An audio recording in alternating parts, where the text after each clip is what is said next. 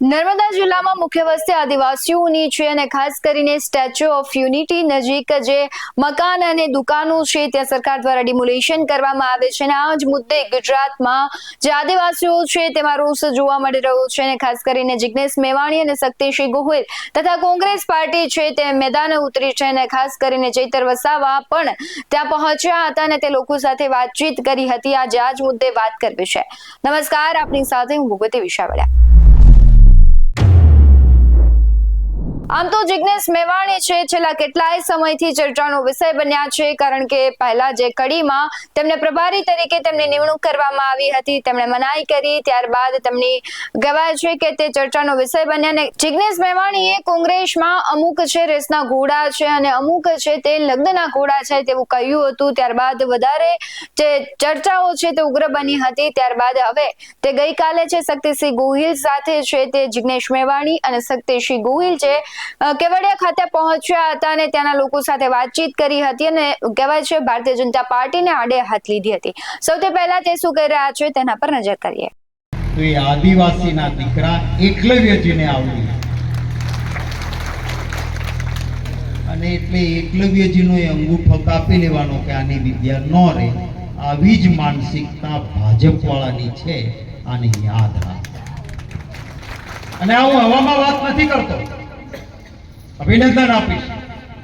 એક આઈએએસ અધિકારી ધવલભાઈ પટેલ આદિવાસી વિસ્તારમાં આંટો મારે છે, શાળાઓમાં જાય છે અને પછી સરકારને પત્ર લખે છે કે મેં જઈને જોયું આદિવાસી વિસ્તારમાં દીકરા દીકરીઓ તો બહુ તેજસ્વી છે। અહીંયા હમણાં જિગ્નેશભાઈ ને આનંદભાઈ કહેતા હતા, એને ઝાડુ મારવાની કે કોઈની ચાદર બદલવાની નહીં, એને મોટા અધિકારી બનવાની ક્ષમતા છે એના। પણ નિશાળમાં જાય તો એક તો શાળાનું ઠેકાણું નથી, 1 થી 7 ધોરણ હોય અને ભણાવનારો શિક્ષક એક હોય તો એ ભણે ક્યાંથી બાળક? અને બીજી તરફ બીજા બાળકોને પૂરી તમામ બહેનો, અર્જુનભાઈ ઓડિયન્સમાં બેઠા છે, મારા છોટાઉદેપુરના મિત્ર એડવોકેટ બેન જેમણે આવેદન પત્ર આપ્યું નસવાડીથી, આપ તમામ બહેનો, માતાઓ, વડીલો અને યુવાન દોસ્તો, આપ સૌને મારા ક્રાંતિકારી જય ભીમ અને જય જોહાર પેશ કરું છું।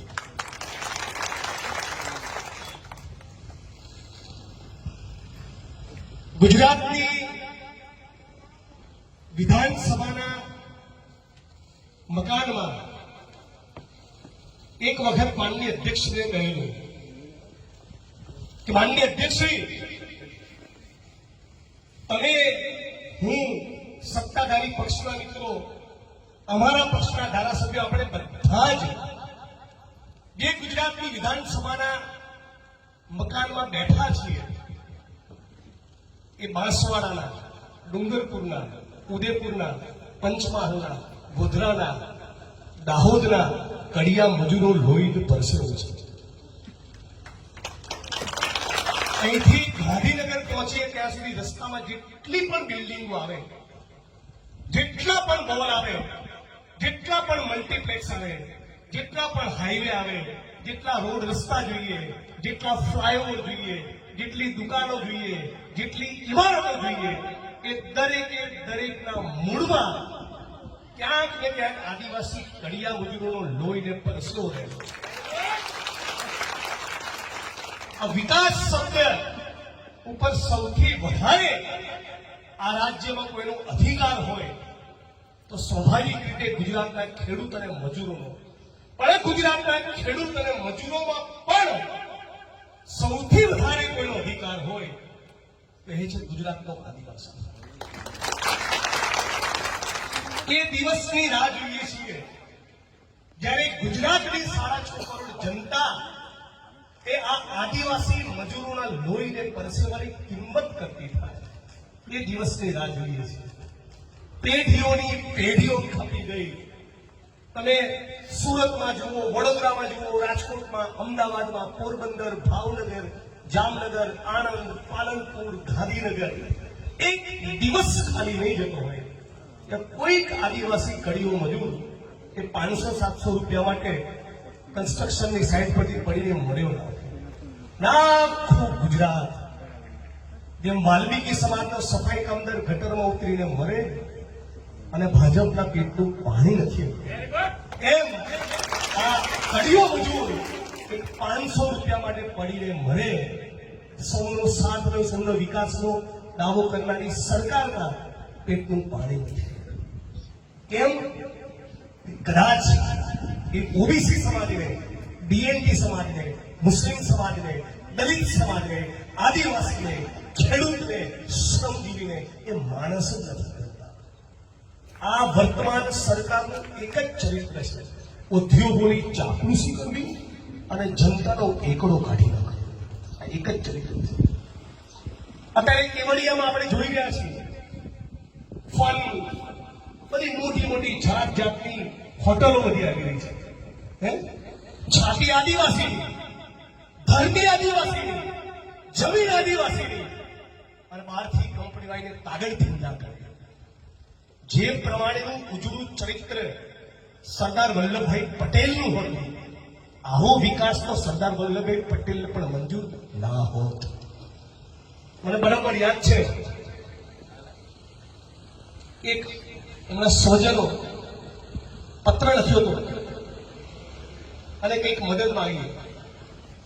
રાજુભાઈ સરદાર વલ્લભભાઈ પટેલે એવું કીધું કે હું દિલ્હીમાં કોઈ પદ ઉપર બેઠો હોય ત્યાં સુધી મદદ માંગવી કે અંગત કામ લઈ આવવું તો ભૂલી જજો, બને તો વિંધ્યાચલ પર્વત નહીં ઓળંગતા. આવું સરદાર વલ્લભભાઈ પટેલનું ચરિત્ર. એ સરદાર વલ્લભભાઈ પટેલને કદી મંજૂર ના હોત, કદી નહીં કે આદિવાસીઓનું સર્વનાશ કરીને આવા વિકાસના કાયદા કરવામાં આવે. આજે નસવાડીથી પેલા જયારે વાત કરી એડવોકેટ, 18 ગામની જમીન એક કંપનીને આપવા માટે પ્રાઇવેટ કંપની માપણી કરાવી રહી છે. આદિવાસીઓનું પૂછવાનું, આદિવાસી સરપંચોનું પૂછવાનું, એમની ગ્રામ પંચાયતનું પૂછવાનું. બસ કંપનીનું બંધ થયું, ચૂંટણીમાં મોટું બંડલ નરેન્દ્રભાઈને અને અમિતભાઈને ફોલ્ડરોને પહોંચાડી દેશે અને પૂરા કરી નાખવા.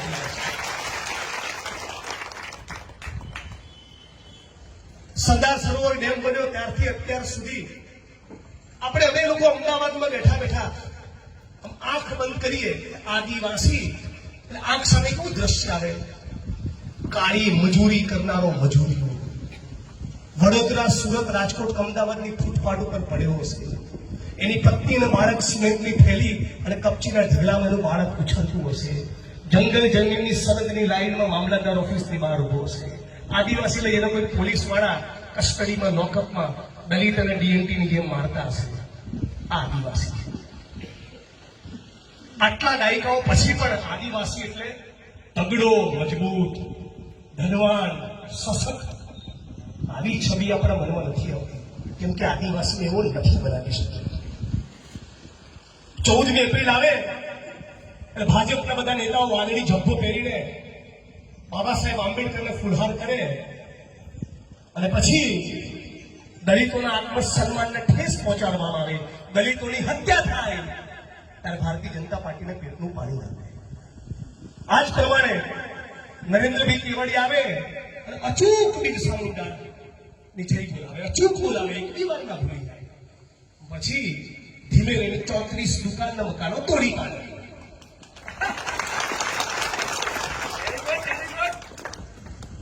તો હે મારી બહેનો અને માતાઓ, હે યુવાન મિત્રો, હે વડીલો, તમે દાવો કરો, દાવો ખાલી જંગલ જમીનનો નહીં, આખા ગુજરાતનો દાવો કરો કે ગુજરાત તમારું છે. ખાલી કહેવા પૂરતો નારો ના લગાવો. શું કહીએ છીએ આપણે નારામાં? ભારત દેશ હમારા હૈ. શું તો આખો નારો? જય જોહાર કા નારા હૈ. ભારત દેશ હમારા તમારો જ છે, આપણો જ છે. આનો આખો દાવો કરો. પણ શું કર્યું? આ તો ધીમે રહીને આદિવાસીને પેલા વનવાસી બનાયા અને પૂરા કરી નાખ્યા. આદિવાસીને ધીમે રહીને પેલા વનવાસી બનાવી દીધા અને પછી ભાજપ અંદર ઘુસેડી દીધું. જંગલ જમીનનો કાયદો લાવ્યું કોણ? યુપીએની સરકાર, કોંગ્રેસ પાર્ટી કેન્દ્રમાં હતી ત્યારે સોનિયાજીના વિઝનના કારણે ફોરેસ્ટ રાઇટ્સ એક્ટ, વન અધિકાર ધારો જંગલ જમીનનો કાયદો મળ્યો છે. પેસાનો અમલ કરો, બંધારણની 5મી અનુસૂચિનો અમલ કરો, ફોરેસ્ટ રાઇટ્સ એક્ટનો અમલ કરો. જંગલ જમીનના પટ્ટા ભાવ બોલતા મને 15 વર્ષ થઈ ગયા. મેં પહેલી વખત જિંદગીમાં માઇક પકડ્યું છે, ભાષણ કરતા શીખ્યો છું, ત્યારથી હું બોલું છું. પેસા જંગલ જમીન 5મી અનુસૂચિ, પેસા જંગલ જમીન 5મી અનુસૂચિ, મને 15 થઈ ગયા. મારે સફેદ હવા કશું જ ના થયું. તો આનો જવાબ શું છે? આનો જવાબ છે ઇન્કલાબ. તળિયા તોડી નાખો ભાજપના. ખૂણે ખૂણેથી, તાલુકેથી, જિલ્લેથી ભાજપનો સફાયો કરો. દાવો કરો કે 100માંથી 80-85 દલિતો, મુસ્લિમો, આદિવાસી, બીએમપી, ઓબીસી, કિસાન, મજદૂર અમે છીએ. માલિક, પૂંજીપતિ, લૂંટનારો, આરએસએસ વાળા તો 15-20% છે. તો દેશ તો અમારો છે, અમારા પરસેવાથી ચાલે છે. ઈટોના ભઠ્ઠા વાલે, કેમિકલની ફેક્ટરીમાં અમે, ભરૂચની સીઆઈડીસીમાં અમે, ખેતરમાં ગાડીઓ અમે કરીએ, ચણતર પ્લાસ્ટર અમે કરીએ, સફાઈનું કામ અમે કરીએ, ગટરમાં અમે કરીએ. તો દેશ મારો થયો. તમારા બાપનો દેશ છે લૂંટેરાઓ. દેશ અમારો છે. અને એટલે કહીએ છીએ કે જય જોહાર કા નારા હે, ભારત દેશ હમારા હે. અને હે યુવાન આદિવાસી મિત્રો, હે ઓબીસી અને દલિત સમાજના યુવાન મિત્રો, સપનું ખાલી શિક્ષક, તલાટી, ટીડીઓ અને મામલતદાર બનવાનું ના રાખો. સપનું ક્રાંતિકારી બનવાનું રાખો. ક્રાંતિકારી. અને ટીડીઓ અને મામલતદારના પ્રાંત બન્યા પછી ઓબીસી, આદિવાસી, દલિત સમાજમાંથી આવનારા સરકારી બાબુ ભૂલશો નહીં. આ સમાજનું ઋણ ગુણચોર થઈ જાય છે. પીઆઈ નો દંડો હાથમાં આવ્યા પછી, ડીવાયએસપી ને એસપી બન્યા પછી આ દલિત સમાજ, ઓબીસી સમાજ, આદિવાસી સમાજ યાદ નથી આવતો, સાહેબ થઈ જાય છે. અને આ સાહેબો રિટાયરમેન્ટનું 57મું વર્ષ શરૂ થાય એટલે ધીરે ધીરે આપણા ગામમાં આવશે. જય ભીમ, જય બિરસા મુંડા. હજી કહેશે વાસના વડીલને કે દેશી કુકડો બનાવો. હજી એ જ ખાઉં છું. 35 વર્ષ નોકરી કરી ત્યારે દલિતો યાદ ના આવ્યા, ત્યારે આદિવાસીની જંગલ જમીન લૂંટાતી હતી, વિસ્થાપન થતું હતું, ત્યારે આદિવાસી સમાજ ના. અને કોંગ્રેસને ભાજપની ટિકિટ લેવી હોય ત્યારે નિવૃત્તિના છેલ્લા વર્ષે સમાજની એન્ટ્રી મારશે. આ લોકોને પણ ઓળખી કહેવું પડશે.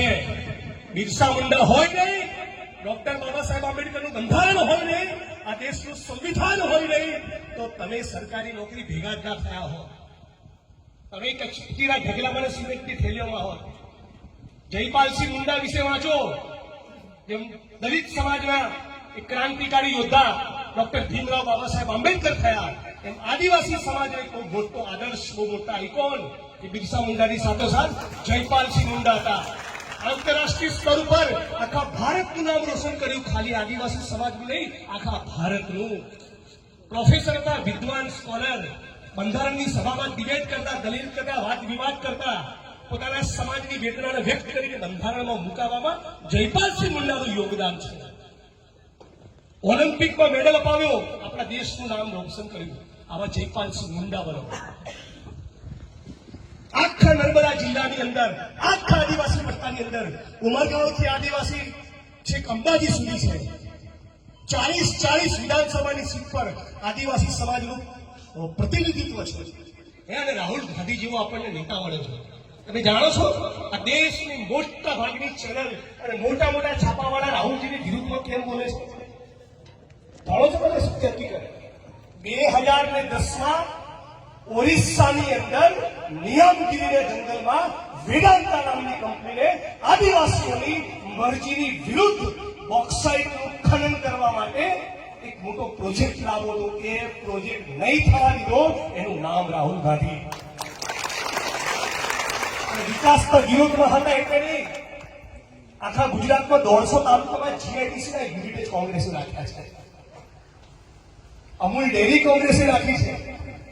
આજે ગુજરાતનો જે ઔદ્યોગિક વિકાસ જોઈએ છીએ એમાં ભાજપ કરતા 1000% વધુ યોગદાન એ કોંગ્રેસ પાર્ટીનું છે. પણ રાહુલજી એ નિયમગીરીના જંગલમાં ગયા. મારા આદિવાસી સમાજ ગરીબોની મરજીની વિરુદ્ધ એની જમીન ઝૂંટવા નહીં દઉં, ભલે ગમે તેવી તોપ હોય. અને એના કારણે આદિવાસી સમાજ માટે સ્ટેન્ડ લીધું, આદિવાસી સમાજની પડખે ઉભા રહ્યા, જંગલ જમીન નહીં છીનવવાનું, ત્યારથી ઉદ્યોગપતિઓની લોબી જેના પૈસા ન્યૂઝ ચેનલમાં લાગેલા છે એ રાહુલ ગાંધી અને કોંગ્રેસ પાર્ટીની વિરુદ્ધ થઈ ગઈ. અને પછી જોયું કે આદિવાસીઓને, ટીએમસીને, મુસ્લિમને, દલિતને, આ ગરીબોને લૂંટવા હોય તો સૌથી મોટો વેપારી તો કે ગુજરાતમાં બેઠો છે, તો લાવો કે દેશમાં. પછી નરેન્દ્રભાઈ રહી ગયા. અત્યારે ઈસ્ટ ઇન્ડિયા કંપની નવેસરથી ભારતમાં પાછી આવે અને આખા દેશને લૂંટવો અને મેનેજર જોઈએ તો નરેન્દ્રભાઈ પહેલી અરજી લઈ જાય, હું બેઠો છું ને, બીજા ના લેતા. આ જે સંસાધનોની લૂંટ છે, આટલી બધી સંસાધનોની લૂંટ થતું હોય, આટલો બધો આક્રોશ જનતામાં પેદા થતો હોય તો શું કરવાનું? તો આદિવાસી વનવાસી બનાવી દો, દલિતોને મુસ્લિમોની સામે કરી દો, ભાઈને ભાઈથી લડાવો, આખા સમાજમાં ભારત માતાની છાતીનો ભૂચીરો કરો અને લડનારો ગરીબ માણસ હિન્દુ અને મુસલમાનમાં વહેંચાઈ ગઈ. અને પછી મોટી મોટી કંપનીઓ આ સ્ટેચ્યુ ઓફ યુનિટીની અંદર મોટા 15,000 રૂમમાં ગુલાબી સ્કીન વાળા બધા પૈસાદાર માણસો આવે ને 15,000 રૂમમાં રહે, આપણે જાદુ મારવા જઈએ.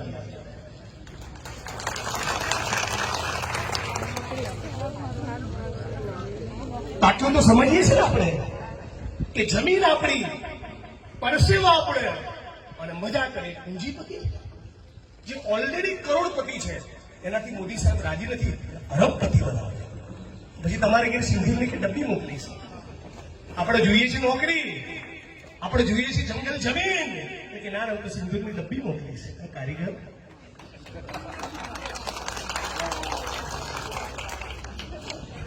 પણ તાળી પાડી અહીંથી છૂટા ના થતા. આ કોંગ્રેસ પાર્ટીની કારોબારીની મિટિંગમાં સંકલ્પ કરો કે ફરી શક્તિભાઈ, રાજુભાઈ, જિગ્નેશભાઈ, અનંતભાઈ આવે કે ના આવે, મારે નસવાડીમાં પેલી કંપનીને ઘૂસવા દેવાની નથી. મારે 34 દુકાનો તૂટી એનું વળતર લીધા વગર આ ચોરોને છોડવાના નથી. સંયમ તમારે કરવાનો છે. એક વાર આવીશ, 2 વાર આવીશ, 4 વાર આવીશ, પછી ધરતી તમારી છે, જીવન તમારું છે, અસ્તિત્વ. જે પ્રમાણે ભારતીય જનતા પાર્ટી પર જિગ્નેશ મેવાણી છે તે આક્ષેપો કરી રહ્યા છે અને તે કહી રહ્યા છે કે જે ઉત્તર ગુજરાતના આદિવાસી છે અને આ બાજુ અમરેલી વિસ્તારના જે દલિત છે તેની સાથે જે પ્રકારની પ્રવૃત્તિઓ થાય છે, તેની સાથે જે ઘટનાઓ ઘટે છે, ત્યારે એકબીજાને સાથ આપવા માટે આદિવાસીઓ પણ આવશે અને દલિતો પણ ત્યાં જશે. એટલે એક પ્રકારનું અહીંયા રાજકારણ રમાઈ રહ્યું છે કે જ્ઞાતિવાદ તે એક પ્રશ્ન ઉઠે છે. કારણ કે ચૈતર વસાવા છે તે પણ આદિવાસીઓ માટે લડત લડે છે ને તેમનું નામ મોખરે છે, પરંતુ જિગ્નેશ મેવાણીની એન્ટ્રી થાય છે, શક્તિસિંહ ગોહિલની ત્યાં એન્ટ્રી થાય છે, બંને તેઓ જાય છે અને લોકોને મળે છે, લોકો તેની વ્યથા તેઓને કહે છે. એ દ્રશ્યો પણ સામે આવ્યા હતા, એ દ્રશ્યો પણ છે, તેના પર પણ નજર કરીએ. આ મંદિર ઉપર હતા, મંદિરે મારો શેર બનાવેલો હતો તો બળજબરીથી પોલીસને માણસ ત્યાં ઘર બનાવી આપ્યો. વિસ્તારમાં આદિવાસી સમાજના લોકોની જે દુકાનો હતી તેને તોડી પાડવામાં આવી હતી, જેની મુલાકાત માટે ગુજરાત પ્રદેશના અધ્યક્ષ તેમજ ધારાસભ્ય જિગ્નેશ મેવાણી અને અનંત પટેલ આ તમામ લોકો હાલ આ મહિલા સાથે વાત કરી રહ્યા છે. જે મહિલા હતી તેની દુકાન અને મકાન તોડી નાખવામાં આવ્યા હતા, તેની માલિકીની જમીનમાં મકાન અને દુકાન હતું તેને તોડી નાખવામાં આવ્યું. એક વેદના જાણવા માટે વિપક્ષના નેતાઓ આજે પહોંચ્યા છે, ત્યારે અહીંયા જોવાનું રહ્યું છે કે આ ગરીબ લોકોને હવે ન્યાય મળશે કે નહીં. પરંતુ આ ગરીબ લોકો પોતાની જમીનો સ્ટેચ્યુ ઓફ યુનિટી બનાવવા માટે તેમજ નર્મદા ડેમ બનાવવા માટે જમીન આપી હતી, તેઓના જ ઘર તોડી નાખવામાં આવ્યા છે. રફીક ગણીવાલા, GSTV, નર્મદા. અને મને વહેલી તકે મારું ઘર બનાવે અને વહેલી તકે મારી સુવિધા આપે મને. અને આ વરસાદ આવી ગયો છે અત્યારે હું જઉં છું એટલે મને એ મારી નમ્ર વિનંતી છે. તમને ન્યાય મળશે. તમારે અહીંયા જ રોકાવાનું, કઈ બી તકલીફ થાય તમારે અમને જાણ કરવાની. પીડી દાદાને જાણ કરો, રણજીતભાઈ છે એમને જાણ કરો. રણજીતભાઈ મારા માટે હાલ હંમેશા મારો સાથ આપ્યો છે. રણજીતભાઈ એમનો ખ્યાલ રાખજો. સમય મને મારે 5 દિવસ રણજીતભાઈ હાજર જ છે અમારા જોડે. 5 દિવસ મેં ખાવાનું નથી ખાધું, કેમ કે ક્યાં બનાવું, ગેસ સ્ટોવ નાખ્યો, ચૂલો બધું મારું વેર વિખર કર્યું, અનાજ હતું એ બી પણ ગાયો ખાઈ ગયો. રણજીતભાઈ આવીને મને કીટ આપી છે તો હું આજે એમના તરફથી આજે ખાવાનું ખાઈએ છીએ. કોંગ્રેસ સમિતિ તરફથી અને તમે વાત કરી. આજે સુધી ભાજપનો નેતા મનસુખ કાકા બેઠા છે, દર્શનાબેન બેઠી છે, આજે સુધી ભાજપના નેતા જોવા કોઈ નથી આવ્યું. હું એક વિધવા મહિલા છું તો એમને મારી ખબર લેવી હતી ને, કેમ આદિવાસીની જમીન લીધી છે તો એમનેથી અવાયું નથી, ભાજપના નેતા એક કે પણ નથી આવ્યો. અને અમારા આદિવાસી ઇલાકામાં હમણાં મોદી સાહેબ આવીને ગયો, કેમ આવ્યો? આદિવાસીના ઇલાકામાં નથી કેમ અવાયું? આદિવાસી લોકો ગમે છે અને આદિવાસીની જમીન ગમે છે એમને. લોકો નથી ગમતા પણ જમીન ખુદ ગમે છે. લોકોને નથી ગમતા આદિવાસીની જમીન. અને સ્ટેચ્યુ ઓફ યુનિટી બનાવ્યું તો તે દિવસ મને ધરપકડ કરી અહીંયા ચેકપોસ્ટ ઉપરથી. ત્યારે હું છોકરાને દવાખાને લઈને ગયેલી હતી, ત્યારે મને અહીંયા નથી આવવા દીધી. અને મારા 20,000 રૂપિયા રોકડ હતા, 20,000 રોકડ હતા અને મારી આ પગની પાયલ હતી 17,000 ની. મારી પાયલ નથી, મારી કંઠી નથી. આ પોલીસ ખાતું ચોર છે કે બજારનું, એ લઈ ગયું. અને મારા બંને છોકરાને ડિટેલ કર્યા હતા, મને ડિટેલ કરી દીધી. ભાઈ આ જૂઠું નહીં બોલો, આજે હકીકત વાત કરું છું. મારા બંને છોકરા મારી પાસે લાવ્યા હતા, શૈલેષભાઈ મારી જોડે હાજર હતા, એમને પણ લાવ્યા હતા. તો મારા ઘણા મારા પૈસા કઈ જાય.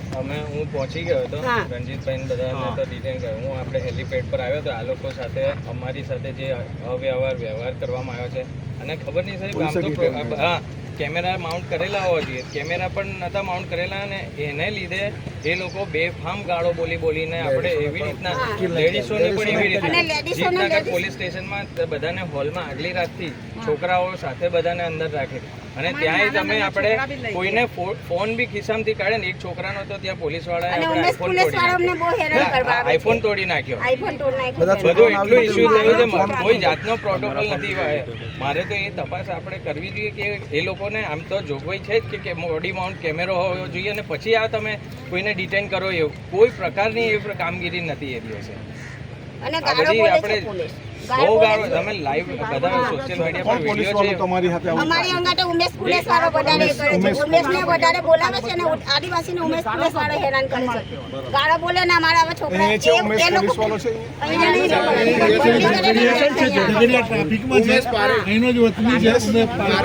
ઉમેશ પારેખ. એને અમારી છોકરાને થાપણ મારી અને અમે બધા બોલવા ગયેલા તારે અમને હટ એવું કે પેલું ઢોરને કેમ વર્તમાન કરે છે એવું અમારી જોડે વર્તમાન કર્યું.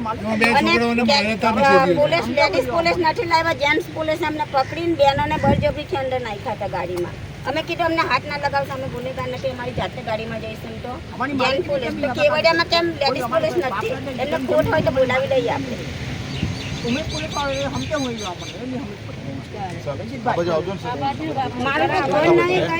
જે પ્રમાણે આ ઘટનાઓ વધતી જાય છે, અત્યારે એક બાજુ ચૂંટણીનો માહોલ છે ત્યારે જ્ઞાતિવાદ થાય તેવી પણ ઘટનાઓ સામે આવી રહી છે અને લોકો મુખે ચર્ચાઈ પણ રહ્યું છે કે જે જિગ્નેશ મેવાણી છે અથવા તો કોઈ બીજા રાજકીય પક્ષો હોય તે જ્ઞાતિને આધારિત કામ કરી રહ્યા હોય અથવા જ્ઞાતિને ટાર્ગેટ કરી રહ્યા હોય તેવી લોકમુખે પણ ચર્ચાઓ થઈ રહી છે. આ મુદ્દે તમારું શું કહેવું છે કમેન્ટ કરી જરૂરથી જણાવજો. આવા જ વધુ અહેવાલો સાથે ફરી મળતા રહીશું. તમે અમારી YouTube ચેનલને સબસ્ક્રાઇબ કરવાનું અને Facebook અને Instagram પર ફોલો કરવાનું ભૂલશો નહીં. બાકી નવી અપડેટ્સ મેળવવા માટે આપ જોતા રહો BS9 TV ન્યૂઝ. નમસ્કાર.